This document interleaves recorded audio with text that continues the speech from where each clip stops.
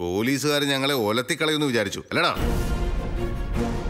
ഇറങ്ങി പരാതി കൊടുത്ത തന്റെ മരുമോളെ കൊണ്ട് അത് പിൻവലിപ്പിച്ച് ഞങ്ങൾ ഇറങ്ങി.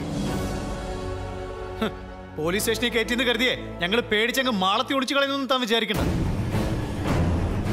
എന്റെ പെങ്ങളുടെ ജീവിതം തന്റെ മോൻ നശിപ്പിക്കാൻ ശ്രമിച്ച ഇനിയും ഞങ്ങൾ ഗുണ്ടകളെ വിടും. ചിലപ്പോ കൊല്ലിച്ചൊന്നും വരും. തല്ലലും കൊല്ലലും ഒന്നും നിങ്ങൾക്ക് മാത്രമല്ല സാധിക്കുന്നത്. എന്റെ മോൻ എന്തെങ്കിലും പറ്റിയ സ്വസ്ഥമായിട്ട് ജീവിക്കാന്ന് ഒരുത്തനും വിചാരിക്കണ്ട. നാണമില്ലല്ലോടെ തനിക്കിത് പറയാൻ.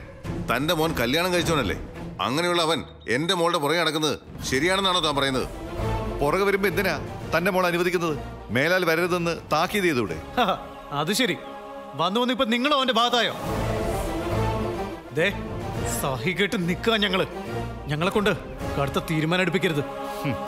തെറ്റെന്റെ ഭാഗത്താ. ആ പരാതി പിൻവലിക്കില്ല എന്ന് ഞാൻ ഉറപ്പുവരുത്തണമായിരുന്നു. അങ്ങനെ ചെയ്യാത്തോണ്ടാണല്ലോ നിങ്ങൾക്ക് ഇങ്ങനെ പുറത്തിറങ്ങി നടക്കാൻ വരുന്നത്. പരാതി പിൻവലിച്ചില്ലെങ്കിലും ഞങ്ങൾ ഇറങ്ങുമായിരുന്നു. നല്ല വിഷമമുണ്ട് ഞങ്ങൾക്ക്. ആകെയുള്ളൊരു മോള്.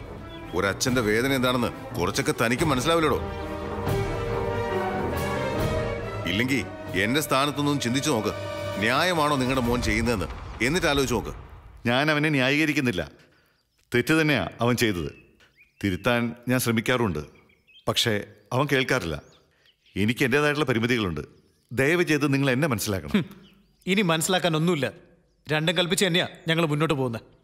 ആ പോക്കിൽ കുറുകെ എങ്ങാനും അവൻ വന്നാ പിന്നെ അങ്ങനെ ഒരു മോൻ നിങ്ങൾക്ക് ഉണ്ടാവില്ല. വാച്ച